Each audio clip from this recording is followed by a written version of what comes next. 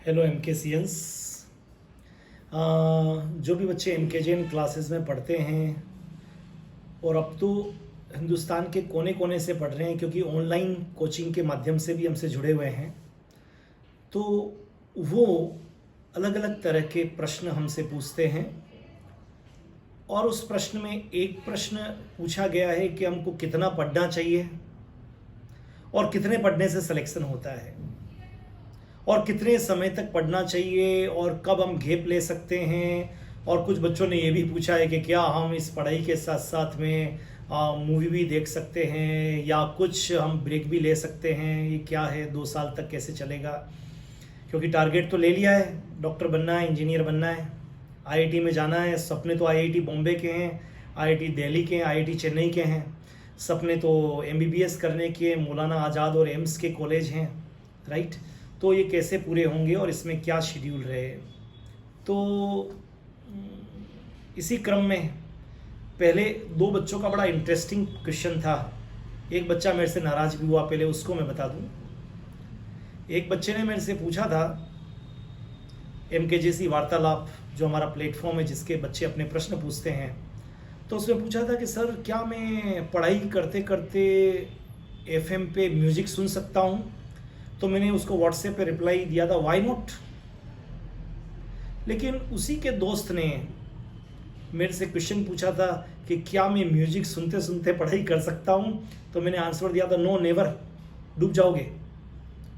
ये दूसरा बच्चा बड़ा नाराज हो गया कि आपने पहले वाला भी को यस कहा और मुझे नो कहा, वाई, ये पार्शियलिटी क्यों एमके जैन सर।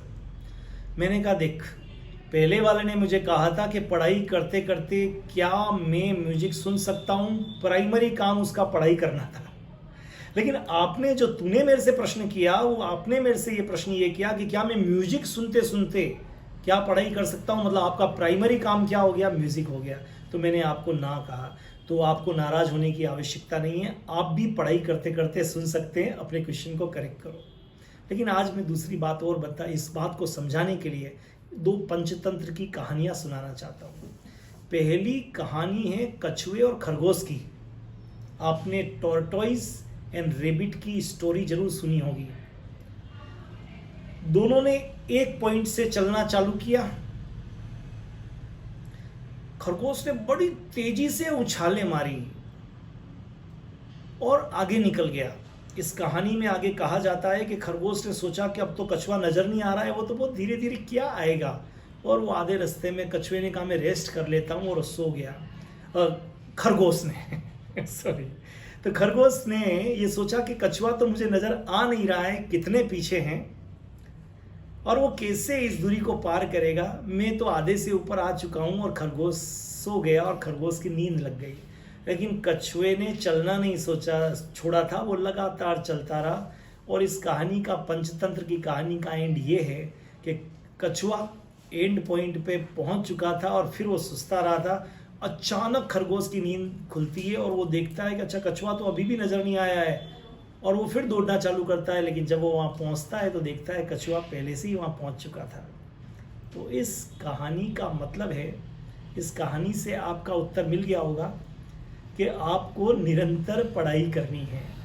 आपने जो प्रश्न पूछा कि हम वीकेंड पे एंजॉय कर सकते हैं या महीने में 10 दिन पढ़ के और 20 दिन पढ़ के 5 दिन का गैप ले सकते हैं, या फिर हम सैटरडे की नाइट को और संडे को एंजॉय कर सकते हैं, तो मेरा कहना बिल्कुल नहीं, बिल्कुल नहीं। अगर आप ऐसा करेंगे तो आपका चेहरा मेडिकल या आईआईटी में तो मिलने वाला नहीं है। लिख दीजिए आज। इस कहानी से समझ लीजिए, आपको निरंतर काम करना पड़ेगा 24/7। जितना है दम, जितनी है जान, जब तक है जान, राइट, आपको काम करना पड़ेगा। एक दूसरी कहानी और सुनाता हूँ आपके जवाब को देने के लिए। एक कहानी है, एक कौवे को बहुत प्यास लग रही थी और दूर दूर तक कोई तालाब था नहीं। अचानक उसको नजर आया एक पोट, एक घड़ा नजर आया और देखा कि घड़े में पानी तो है पर बिल्कुल नीचे है। पानी है, पानी है, थोड़ा सा पानी है, लेकिन वो घड़े के अंदर नहीं जा सकता था। इस कहानी को तो बहुत सुना होगा, बहुत लोगों ने सुनाई होगी आपको। उसने क्या किया, उड़ा, कंकर लाया, उसमें धीरे धीरे डाले कंकर लाया, उसमें धीरे धीरे डाले, कंकर लाया, उसमें धीरे धीरे डाले, और एक ऐसा मौका आया जब वो पानी ऊपर आ गया और उसने पिया, अपना प्यास बुझाई और उड़ गया। ये दूसरी कहानी है पंचतंत्र की, जो हमको सिखाती है कि मंजिल दूर है, लेकिन अगर निरंतर प्रयास करते रहे, बिना थके हुए, बिना हारे हुए, मन में जुनून और जोश लेते हुए, और मुझे ये करके ही निकलना है, लगातार करते रहे, कभी कभी अप कभी डाउन, तो उस कौवे ने भी जब डालना चालू होगा तो बहुत मंजिल दूर थी, कैसे पानी ऊपर आएगा इससे भी शक था, पर वो डालता गया, डालता गया, डालता, कितनी अनथक मेहनत की, और अंत में उसकी प्यास बुझ ही गई। ऐसे ही आपको भी प्यासा होना पड़ेगा, नहीं तो एक गाना आपने सुना होगा, मेरा जीवन कोरा कागज कोरा ही रह गया। हमने थोड़ी कहा था कि कोरा रहे, किसी टीचर ने थोड़ी कहा था, मम्मी पापा ने थोड़ी कहा था, किसी ने नहीं कहा था आपका जीवन कोरा रहे। ये तो आपने कुछ भी कुछ लिखा ही नहीं, इसलिए आपको गाना गाना पड़ा कि मेरा जीवन कोरा कागज कोरा ही रह गया।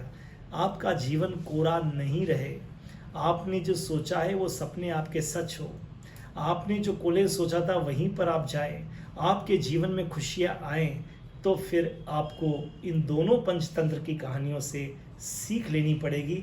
और आपका जो आंसर आप जो चाहते थे कि मैं ऐसा आंसर दे दूं कि हाँ रेस्ट कर लो, मैं वो आंसर तो आपको दे नहीं पाऊंगा, क्योंकि अगर आप गैप लेते हैं, पार्टी में भी जाना है, आपको वीकेंड भी मनाना है, राइट, आपको सारे बर्थडे भी सेलिब्रेट करने हैं, तो फिर आपका नाम, आपको मोबाइल भी देखना है, तो फिर आपका नाम उस लिस्ट में नहीं होगा।